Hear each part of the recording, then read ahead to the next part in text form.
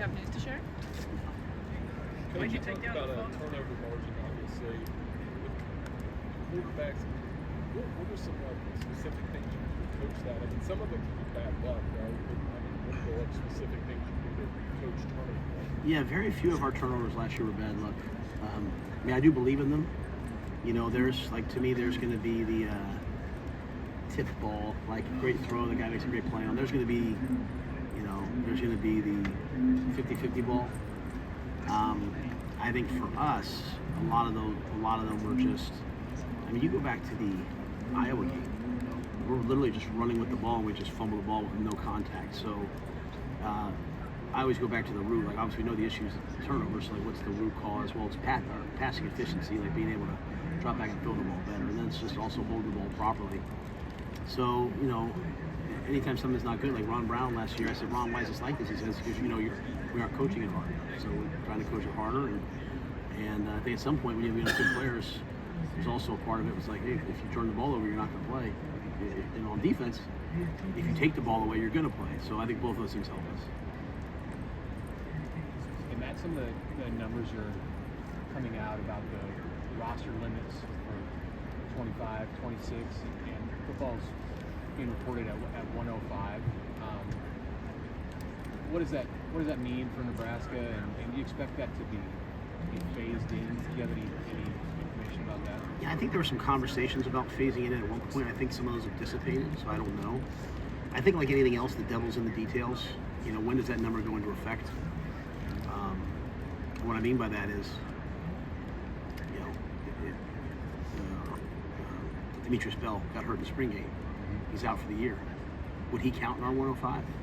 Would he not count in our 105? If he counts in the 105, you're going to see a lot of schools, probably not Nebraska, but a lot of other schools are going to start moving those guys on. And at the end of the day, we're still supposed to be here to educate people. So my hope is that as they put this together, like we have these big things that came out of the settlement, that we put them together in a smart way where, you know, maybe you have 140 guys on your team, but at a certain point you have to declare your 105 for that season. There's a financial component to this, you know, whether you scholarship them or not. There's a bunch of metrics. You know, the first $2.5 million worth of scholarships goes out of the revenue sharing. So do you want a scholarship or not? So I've been sort of taking the approach of how I'm going to wait and see, not the what, but the how. Because really finding the details is really how you find a way, you know, the loopholes, but also how you find the best practices. So, you know, I'd love it to be 120, but it's not going to be. So I'm going to just figure out a way to do it the best we can. As a former walk-on yourself, what concerns you about the future of walk-ons with that? You know, so the way it works is there's no scholarship limits. So if you have 105, you can technically have 105 scholarship players now if you want to make that investment. There's some downsides, some plus side, and all that. So just, you know, I think you know, the movie Rudy will be hard to explain to our grandkids, you know, because they'll be like, what's a walk-on, you know? So, but at the same time, you know, maybe some kids will trickle down to other levels, and you know, maybe, you know, FCS football, Level 5 football, and will maybe be a little bit stronger. I still think there'll be some room for walk-ons. What I'll say is, outside of Nebraska, where we're at 150 guys, most schools are in the 105 to 115 range. You know, I came here and I was intent on getting to 115 because that was what was asked of me. It's just really hard because we have so many great in-state players that would walk on for us, and I've had a hard time doing that. But if it's mandated, I'll find a way. So I don't know if it's all doom and gloom. Thank you so much, man. I've asked for a cup of coffee all day, and all of a sudden the cameras turn on, and one shows up. Like, oh, the cameras are here. Here's a cup of coffee. But I do think that that's part of it. I do want to protect those parts of it. I mean, sometimes we're so worried that someone's going to take advantage of the rule that we just blow up everything else. And you know, we got guys on our team that, you know, I got invited to Ty Han's wedding the other day. You know, like, that's kind of cool for me, right? Luke Reimer just got married. Like, started as a walk-on. Like, I'd rather have guys that want to be here, and so I hope it stays intact. Timing's probably not ideal, but how does John Butler's experience help as he jumps right in? Yeah, you know, I mean, obviously it's not the time where you want to make a change. With that being said, so I approached John earlier in the spring, when we were thinking the analyst rule was going to pass, I wanted to hire another coach to work in the secondary along with Evan. So, we brought in Rashawn Melvin, who played for me in Carolina, and he's going to work with the corners. Adam DeMichael, who was on offense last year, after the season, we moved him over to defense. Shevin, who's our GA on defense, moved into a recruiting role. So we had kind of some musical chairs. So I reached out to John like, hey, you're out. Would you want to do this? And it was just not the right time, right? He's got a 13-year-old son.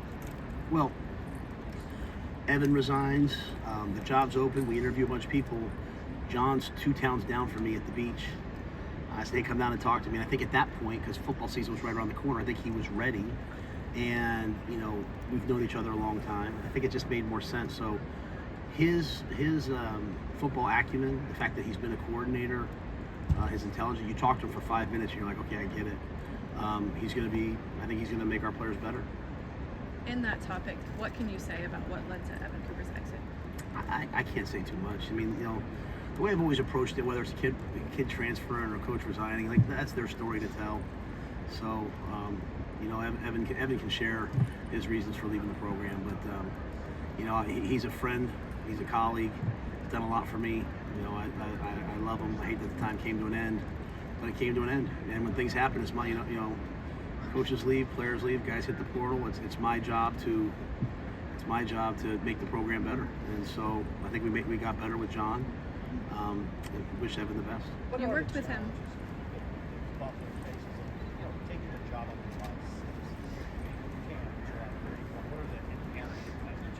Yeah, I could see it in his face. He was kind of like, forget like pack up the house and move. It's also, and I have a son, and I have, it's also like, what do we call this defense? And things that Tony does aren't exactly like, we're not playing 4-2 quarters. We've got 37 defenses. And, what you don't want to do, in fairness to the players, is have them walk in and they're learning a whole new way of doing things. You also don't want your secondary coach to have to teach something he doesn't know. So I think one of the things I really respect about John is he spent the time to kind of learn. He said, I need to learn first. This guy's had one of the top secondaries in the NFL. For many years. I played against it. So, but I think what will happen, it's a lot of credit to Tony. Tony is such a, he's like a lifelong learner. He'll keep getting better, he'll keep learning. And so I think right now John's learning the defense. Rashawn, who's going to assist him, is learning the defense. Adam's been in it. We have Kevin McGarry on our staff, who's a longtime secondary coach, who's kind of been Tony's right hand for a while. And I think what we'll see is as they learn it, John will bring some of his own experiences to bear. And I think we'll get better and better and better. Coach, I wanted to ask you about something you said last year about Brian Ferentz. You said that you looked at hiring him when you were in the NFL. He was a free agent. I was curious if you did look into hiring him at some point this offseason. Yeah, Brian came down. We spent some time together. I have a lot of respect for him. I think when you think back to what Brian did last year, knowing that he was fired and continuing to work, scratch and claw to the end of the year, speaks volumes about who he is. I think for us, we're pretty set in that area on the offensive line type area. We have Donovan Rhule, Aaron Cooling, who's been his GA, has moved over to QC spot. Keith Williams, who's been in recruiting, is now going to have some on-field responsibilities coaching with the new rule. So it wasn't the right time or place for us, and he had to end up finding a job in Maryland. But I have a lot of respect, obviously, for Coach Ferentz, Kurt Ferentz, but I have a lot of respect for Brian, and especially the situation he was under last year. Hey, Coach, with the new coaching staff rules, when do you plan to kind of make a formal announcement of just all the new assignments and duties? Potentially, will you designate who the 10 names are that will travel for you on the road as well? I tried to put one out last week, but Keith and them stopped me, so we have designated. It's true.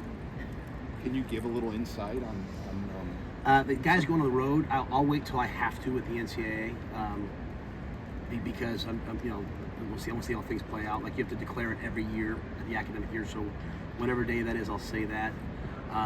But some of the guys that have been in the program are now going to have coaching opportunities. So Keith will now take on more role of coaching. Like Ron Brown's going to coach the fullbacks and he's going to coach the returners. Like, I'm trying to have with our size roster two coaches in each position who can work with the young people. Because you think about it, like if you're in the D line room, you've got Ty Robinson, who should be on level 5 of defensive line play.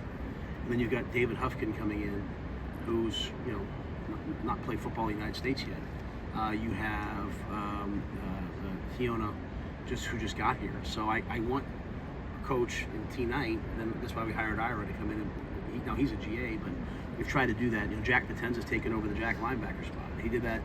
You know, he did that as a GA in the spring, anticipating this because he could coach as a GA, and now he'll take over. So we've restructured a bunch.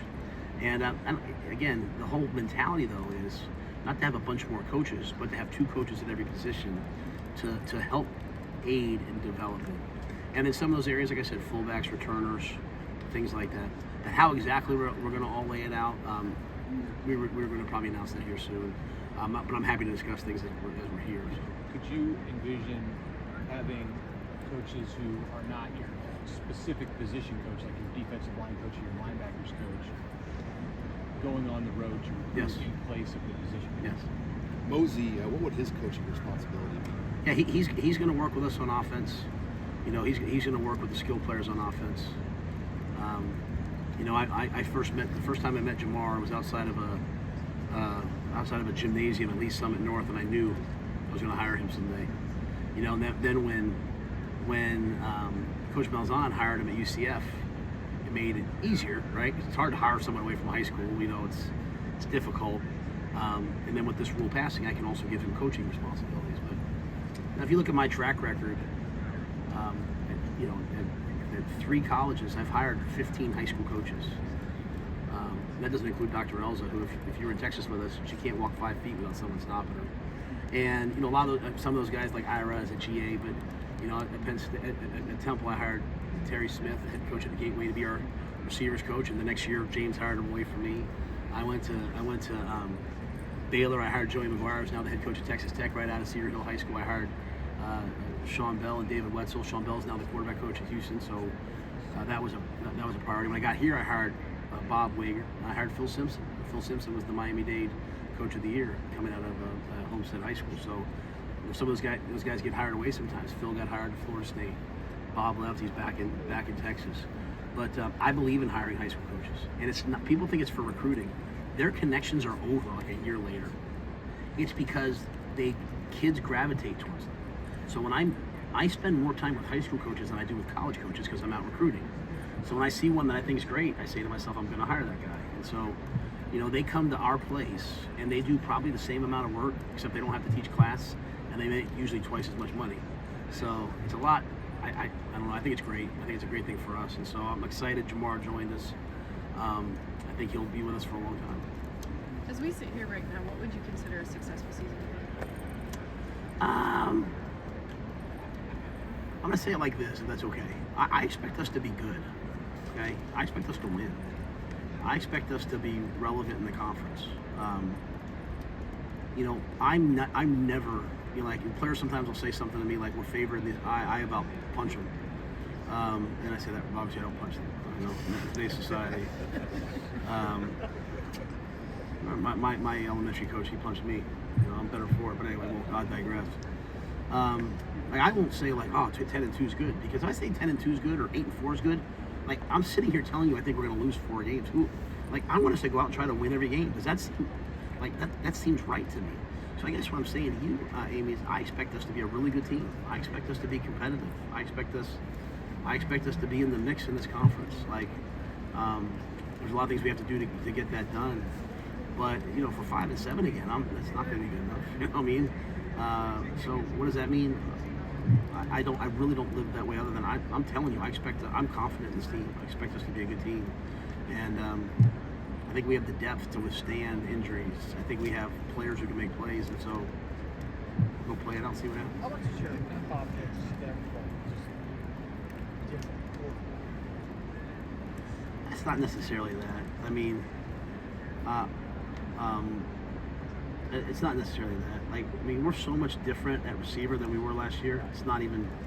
I mean, everyone talks about the quarterback. Like like our O-line last year. Our O-line was running the ball against a defense that knew we were running the ball pretty much every play, and even a couple little bubble screens that Wisconsin properly executed, all of a sudden we scored a couple points, right?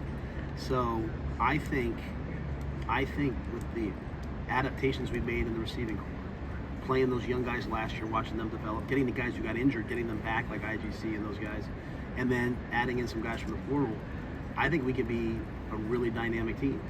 And now I think people are going to have to defend the run and the pass, no matter who the quarterback is.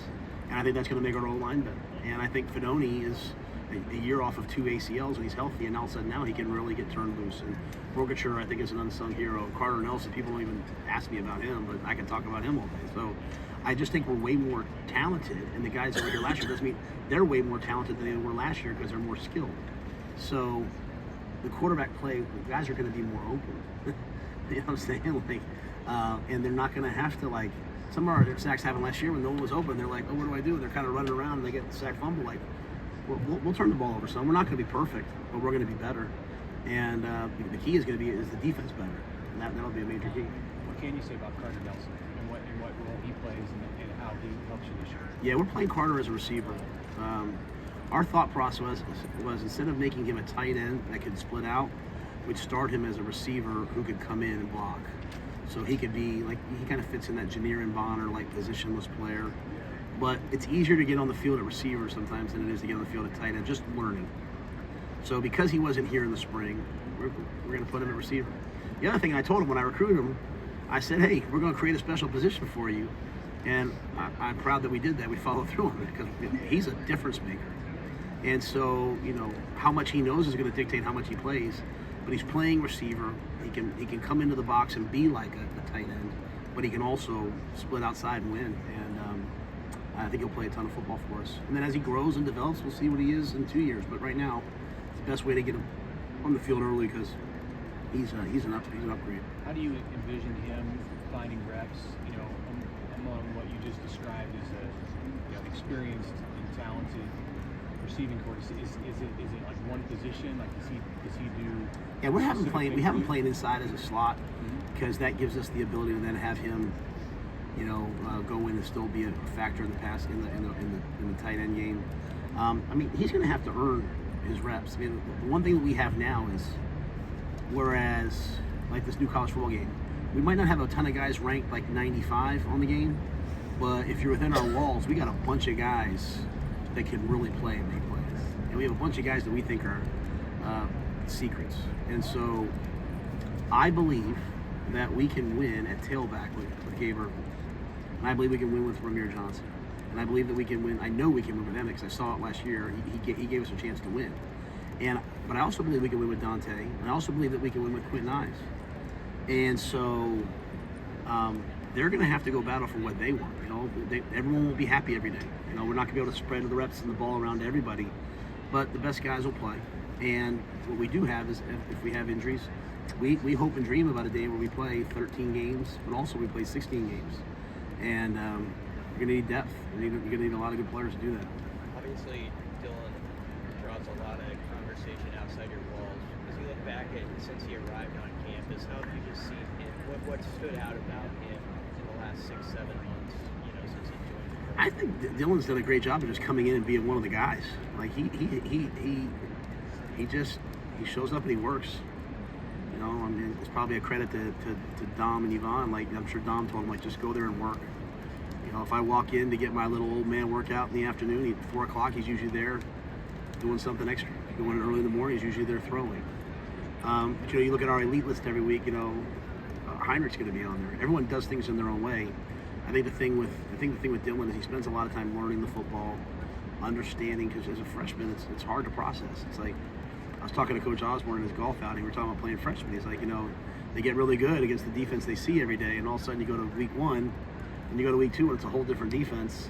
When they're juniors, it's easy, but when they're a freshman, there's a lot of learning. And so, what Dylan has shown me is that he's willing to put that time in, and the game comes natural to him because he puts the work in. And I'd say that's really that whole room. And I think that's one of the reasons why we brought Glenn in, so that they had someone they could just go to full time. Have you found there's a point in fall camp where the team needs to know who your quarterback one is, and maybe that's different from when the public knows, or does it matter? And I mean, I feel like it's my responsibility to give all these guys who've worked their tails off all summer a chance to show what they've done. That doesn't mean the reps can't be skewed. That doesn't mean I can't give Mitch all the 1 reps and give Robin all the 2 reps. But naming the starter and saying, hey, the competition is over, that comes in a, I'm sorry, I flipped it. Wow, that touched a nerve. But that doesn't mean that you can't, it doesn't mean that when I announce it, right? Because one thing I've always wanted is, the quarterback has to know that there's going to be a day where the quarterback doesn't play very well. I was at the New York Giants, and Eli Manning, the year after winning the Super Bowl, I think we went in the game, I think he had like 4 or 5 picks in the first half. We didn't pull him. Go play through it. And when I name a starter, I want the starter to play through it. So, so as guys, as they progress, we'll skew reps in different guys' favors. But we do have to get all 3 guys ready to play. And then whoever's the next guy, whether it's Jalen, whether it's Bodie, whether it's Luke, they've got to be ready to play. What you were making about freshmen, obviously they look against your own defense. Are there things they can show you though, maybe flash in practice that let you know that the freshman mistakes they might have to work through might be worth it in the long term? Oh yeah, no, I think there's a lot of people in my year at the end of the season saying, hey, Matt, and people that I trust saying, Matt, let's go get a 1-year quarterback. A lot of people are like, man, like we got to win. We got to get some momentum. Let's go get a 1-year veteran senior quarterback. And I'm just always one of those guys. I'm always looking to the future, like what's going to be. I don't care what people say about what I'm doing right now, but I care very much that when you look back at what I did 10 years from now, that most of the things I did were right, or I did the best I could, right? So to me, it seems the best thing if we look back in 10 years is to bring in young players and play them and let them play through their mistakes and eventually have a confident guy out there. So we played Heinrich last year, really his first time playing. We let him play through his mistakes. Dylan and Danny right now are playing through their mistakes. So, but to your point, you've got to have some flash now. You've got to make some plays, and you have to have the freedom to make plays. So we can't be safe. You know what I mean? Like, remember when you first started driving? Remember how you first started driving? You had 2 hands on the wheel, and you went well. You never got into a wreck, but you didn't get anywhere. Like, the key is to be able to drive real fast and go fast and take chances without making a ton of mistakes. And so that'll come as we go. It'll come as we go. How's the quarterback spot kind of shaping up that battle? Do you have an update on it? Yeah, Bly probably won't start camp when we start. He'll probably be about 2 weeks in. So he's trending in a really good spot, much better than I thought he would be. I thought it would be 3 games into the season. They give you those ranges, right? 3 to 5 months and all that. But Bly's on his way back. Obviously getting Sierra in here, who getting him in for a couple weeks helps. It's a great job by our staff in recruiting him. Then you have guys who play Jeremiah Charles, Malcolm's flexibility. I mean, I really believe we have enough good players. I think we gotta go play well, but we have enough good players. I think that'll be a good battle. And again, I talk about 16-game seasons. The key is going to be to play multiple guys. You're going to have to play a lot of guys so that players are ready when the time comes. And Matt, second year.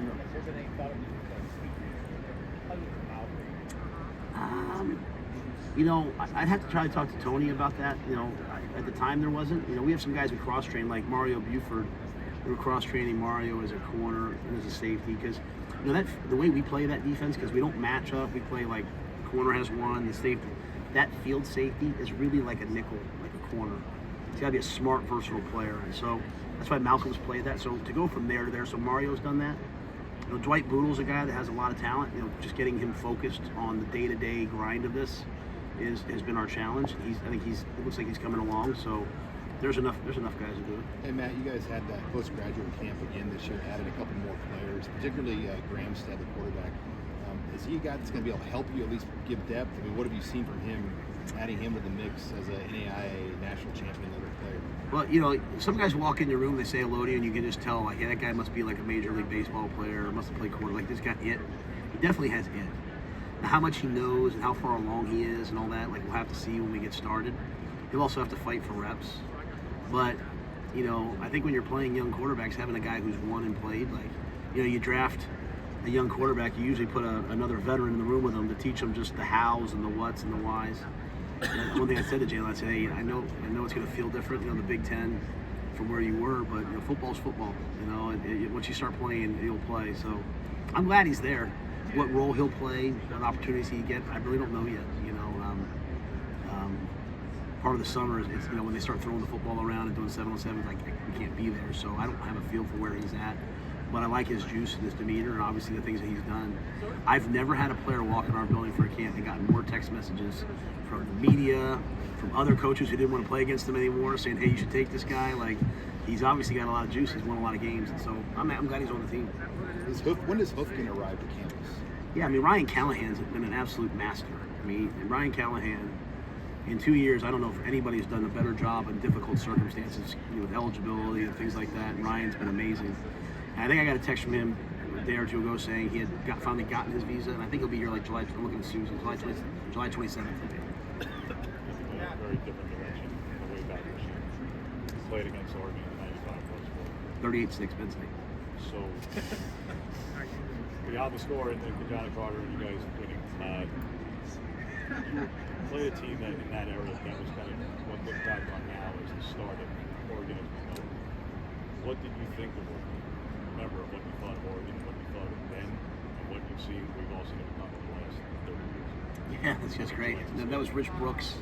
That was. I remember they had the bright green uniforms and didn't know much about them. And obviously, we were better than them that day. But you look at what Oregon's done. It's been impressive, and it's been over time and over years. There was a time where I went to Baylor instead of going to Oregon, and so I obviously know them intimately well. My good friend Eric Riddell is one of the ADs there.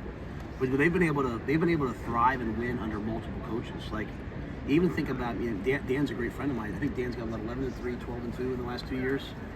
But, right before him, Mario Cristobal, take out COVID, he went 11-3 and 12-2. Like, this isn't like a new phenomenon. They've just been winning, right? And they've been winning and winning and winning and got to play for the national championship game.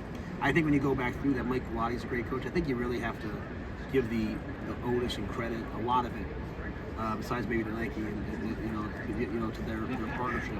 I think you have to give it to Chip. I mean, I thought he revolutionized that offense when he came in with Akili Smith when he was the offensive coordinator, and obviously what he did as a head coach.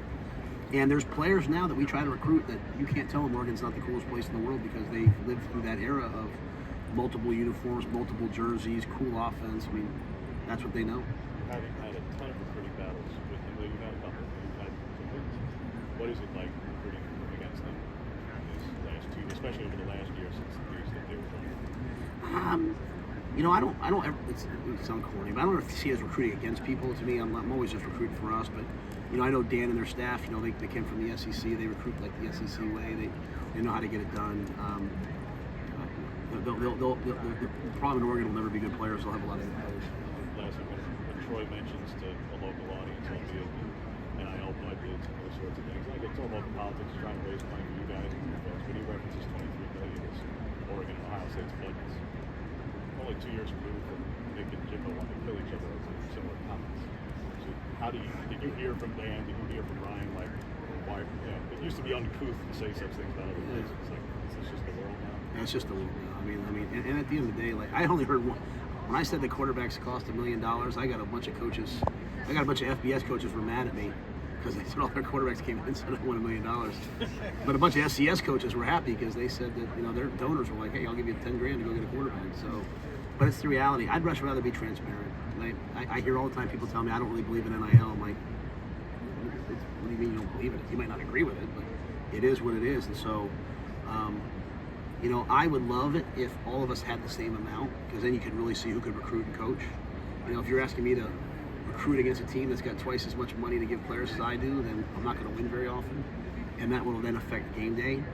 But we're blessed in Nebraska. We have a great setup with 1890. Tom and Sean Pede have really stood in the gap and provided us a lot at a time where we don't have it. But make no mistake, we're not at the level of those guys. Like, we got a long way to go, and so that truth has to be put out there. People need to hear the truth. Like, you might not like the truth, but you have to hear the truth. And the truth is, we're doing great, but we got a long way to go. We got to get a lot better, because I'm pretty sure Oregon, Ohio State, LSU, the teams that have that type of money, they're not sitting still now. they're saying, hey, someone's going to try to catch us. And so I think Nebraska's a great place, and I think we should get the best players in the country, and NIL is one of the ways to do it. So we got to just keep chasing those guys. What is more than just Oregon, though, in the West Coast schools? You have the other three. Does that change recruiting for you guys? Do you think that opens more doors maybe on the West Coast? But you look back at Nebraska's heyday. George Darlington would go to the West Coast and bring back great players from California. I think knowing that we're going to have games played where guys can go back home and play, that should help us, right? So, we've kind of dipped our toe a little bit into California in the last year. I think as we're finding our rhythm, understanding that Donnie's connections go, be it Hawaii, be it California with Tony, be it Nevada, Utah. Those are places that we can recruit. It's an easy trip.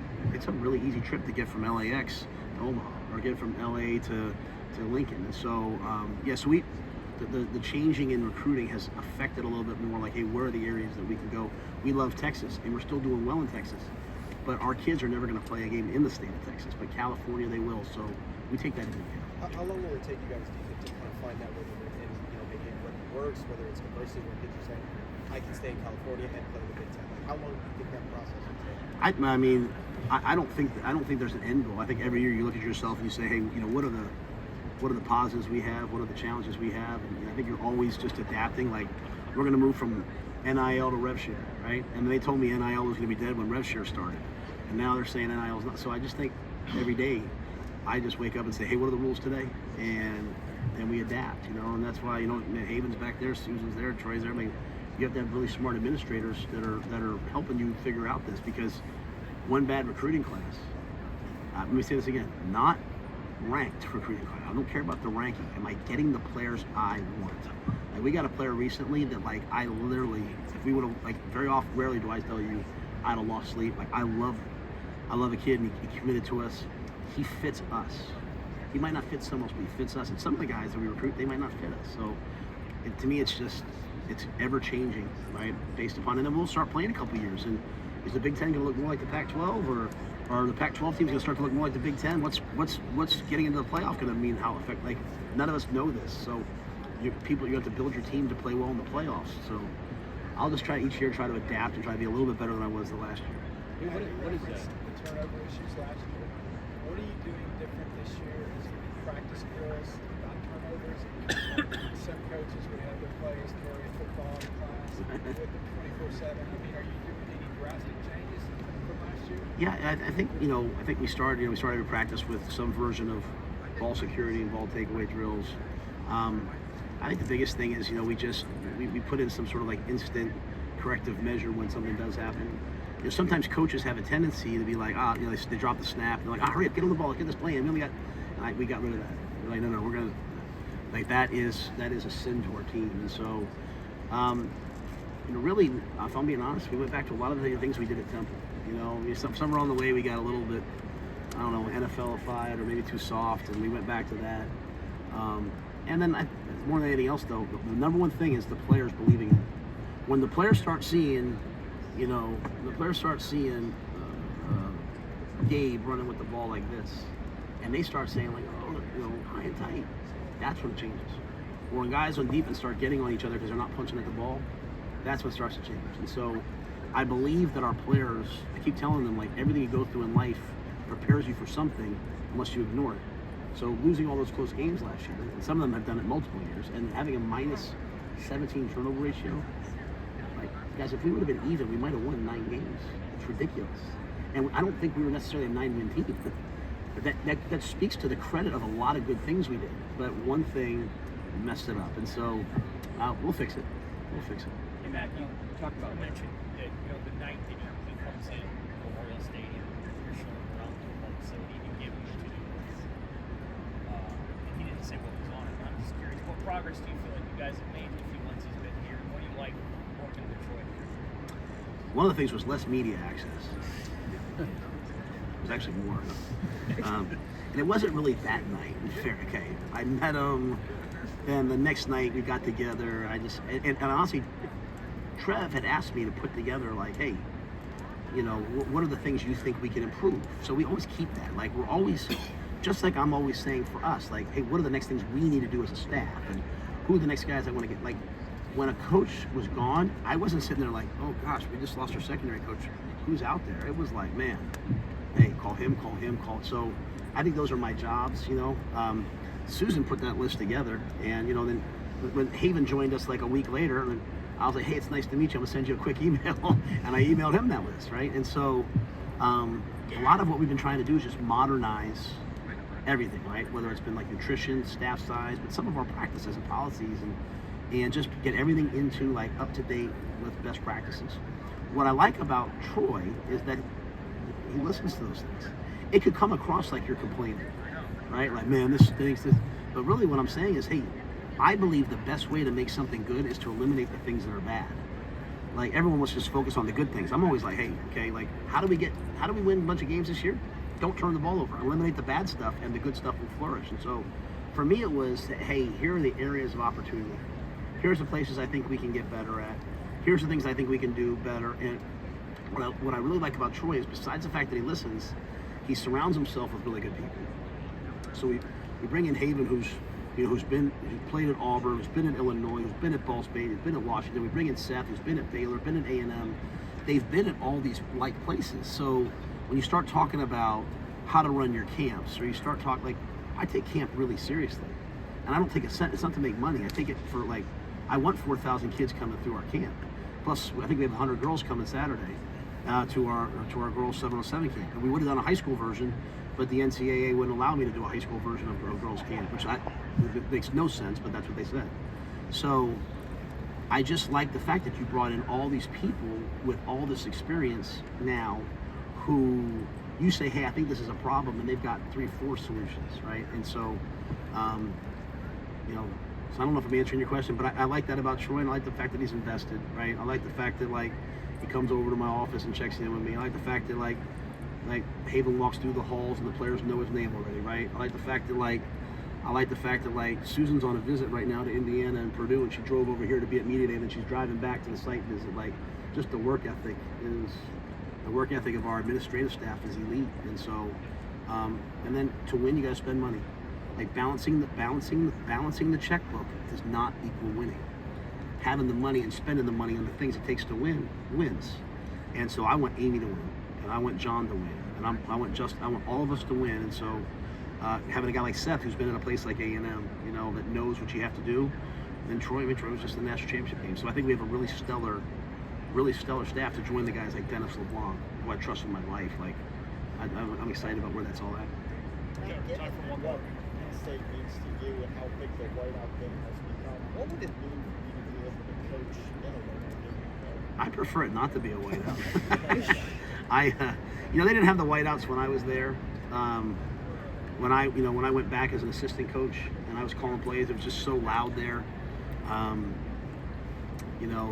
Obviously they've added the whiteout game as they've gone, but Penn State will always be a special place to me, right? It's where Julie and I met. We just had our 25th wedding anniversary. We were silly kids that didn't know anything from anything at the Chili's on Allen Street. I'm grateful to James, the job that he's done at my alma mater. I mean, sometimes it's ridiculous. I hear people give him a hard time. I mean, Penn State's a nationally relevant program year in and year out, and he's going to have them in the playoffs probably year in and year out. Pat Kraft's their AD is one of my best friends. We went through war together at Temple, so it'd be fun to go back there. But it was really fun.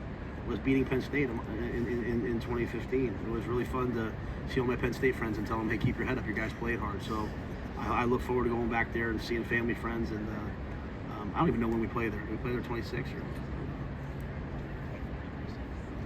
But so it'll be great. But I've made one.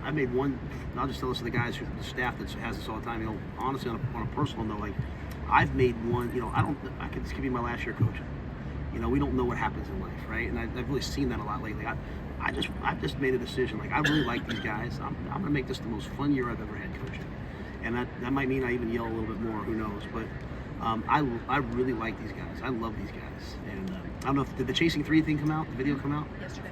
Like, for Tommy to have the courage to open up and talk about, just kind of the journey he's been through. For Jamari to talk about what he's been through. That's a guy that was in the portal. I got here, I had to go get him and pull him out. So I really love this group of guys, and so I plan on us having a lot of fun. And that might not be the great answer, Amy, when people ask you what's your goal this season, but that's my goal, because I know if I have fun and the players have fun, and we know we're going to work hard, we'll be pretty good.